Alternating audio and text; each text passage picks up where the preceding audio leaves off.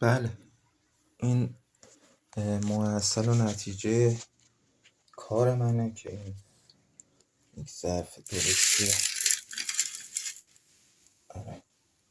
حضورتون که شده این و من دیگه حقیقت خود داخلش هم اینا رو فیلتر نکردم. ببینید تقریبا یه سری چیزا هنوز توش باقیه، حتی خب خیلی کم. من اینا رو به حضورتون که چندین بار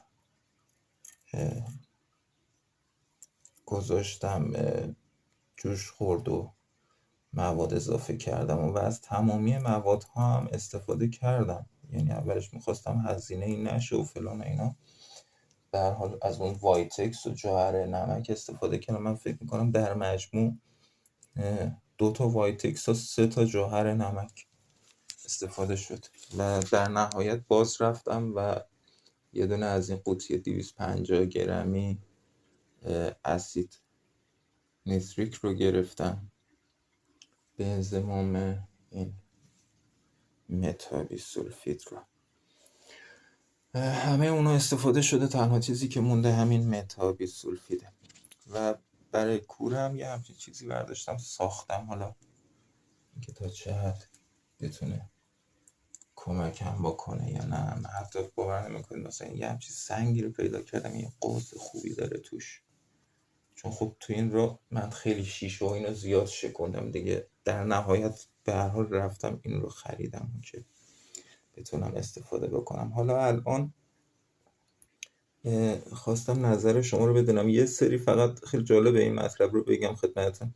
یه سری چون من اینا رو روی بخاری گذاشته بودم که اونجا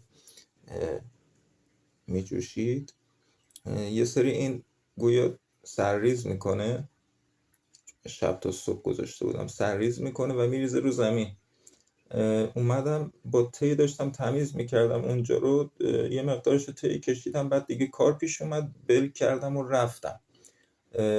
بعد از چند ساعت که برگشتم روی زمین اون مقداری که خشک شده بود دقیقاً عین خوشه های طلایی گندم، یعنی با دست شروع کردم جمع کردن، انگار طلایی که شما فکر کنید مثلا آب طلایی که ریختی روی زمین، اصلا یه حالت خیلی به قول معروف غیر منتظره بود برام.